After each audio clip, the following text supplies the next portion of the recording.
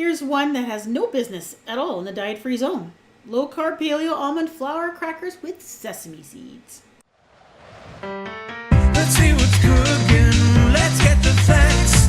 Let's see what's cooking. It's time for Yo-Yo Max 12.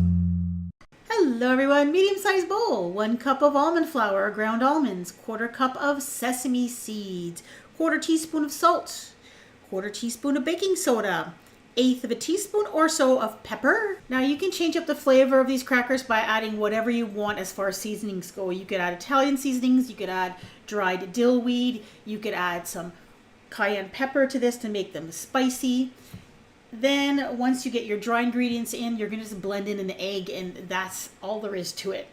That's the whole recipe right there.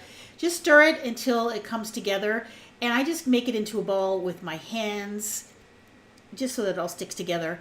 And I put a piece of parchment paper on a cookie sheet, and I just spread it out with my hands a little bit first, and then I roll it with the rolling pin between layers of parchment until it's super thin. Try to get it about 1/8 of an inch thin, really, really thin, because if they're nice and thin, they're going to be nice and crispy after they're done baking.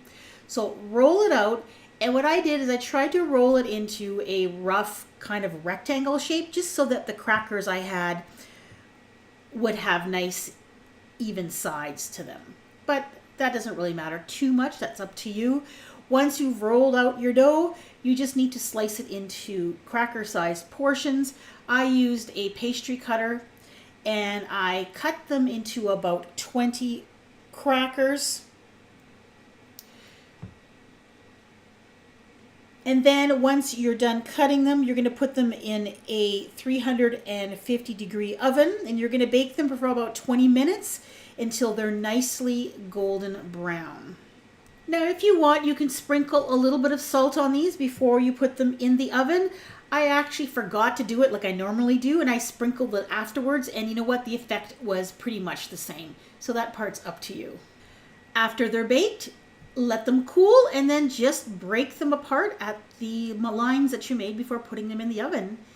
And that's it. These are really good to eat just on their own. They make a really great snack, but you can also dress them up by using them as you would any cracker. For instance, I put some cream cheese mixed with dill weed and a little bit of smoked salmon, and you can either put a little sprig of parsley or a little sprig of fresh dill weed on top to make them look fancy.